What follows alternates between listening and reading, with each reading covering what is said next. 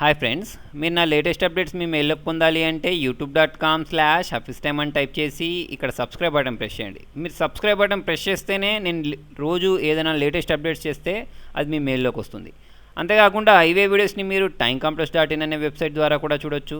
Friends, నేను ఇంతకుముందు మీకు కొన్ని సాఫ్ట్వేర్స్ చూపించాను. దేనికోసం అంటే, ఫర్ ఎగ్జాంపుల్ మీ ల్యాప్టాప్లో వైఫై ఉందనుకోండి, ఓకే, దాన్ని మీ మొబైల్లోకి వచ్చేటట్టు చేసుకోవాలి. అంటే దానికోసం మీరు ఏంటంటే వైఫై హాట్స్పాట్ క్రియేట్ చేయాలి. చూడండి, బిగినర్స్ అయితే ల్యాప్టాప్లో ఒక వైఫై హాట్స్పాట్ క్రియేట్ చేయాలి అంటే కొంచెం టైం పట్టుద్ది. అలా కాకుండా మనకు చాలా సాఫ్ట్వేర్స్ దొరుకుతాయి. నేను ఇంతకుముందు కూడా మీకు కొన్ని సాఫ్ట్వేర్స్ చెప్పాను. మై వైఫై రౌటర్ అని, తర్వాత వచ్చేసి జాప్యా అని, ఓకేనా, ఇలాంటివి చాలా చెప్పాను. అలా కాకుండా ఇప్పుడు ఇంకొకటి చెప్తాను చూడండి. ఈ సాఫ్ట్వేర్ కూడా బాగుంది. అంటే ఏంటంటే ఈజీ ఉంది అన్నట్టు, చాలా ఈజీ ఉంది. ఇన్స్టాల్ చేసేసుకొని ఒక నేమ్ ఇచ్చేస్తే సరిపోద్ది. ఎటువంటి సెట్టింగ్స్ చేయాల్సిన అవసరం లేదు.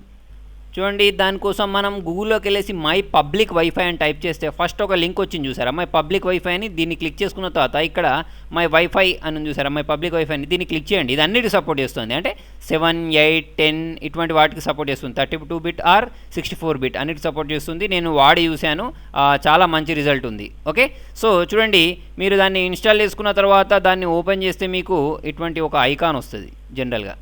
ఓకే, వచ్చిన తర్వాత మీరు దీనిలో పాస్వర్డ్ ఇక్కడ మీ నెట్వర్క్ నేమును మీ పాస్వర్డ్ చేంజ్ చేయాలంటే ఫస్ట్ దీన్ని స్టాప్ చేయాల్సి ఉంటుంది.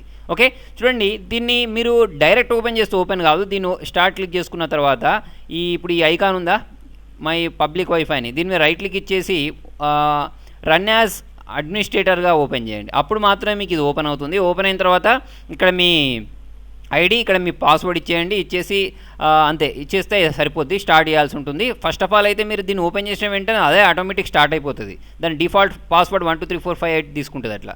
ఓకే, దాన్ని చేంజ్ చేయాలంటే మాత్రం స్టాప్ చేసి ఇక్కడ ఆటోమేటిక్ హాట్స్పాట్ కాన్ఫిగరేషన్ ఉంది చూసారా, అక్కడ నుంచి మీరు మీ పాస్వర్డ్ ఉన్న ఐడి చేంజ్ చేసుకోవచ్చు. ఓకేనా? సో ఫ్రెండ్స్, మీకు నా వీడియో నచ్చినట్టయితే లైక్ బటన్ ప్రెస్ చేయండి. ఫేస్బుక్ ద్వారా, ట్విట్టర్ ద్వారా, గూగుల్ ప్లస్ ద్వారా నా వీడియోని షేర్ చేయండి. మీ సలహాలను సూచనలు కామెంట్ రూపంలో తెలియండి. Thank you.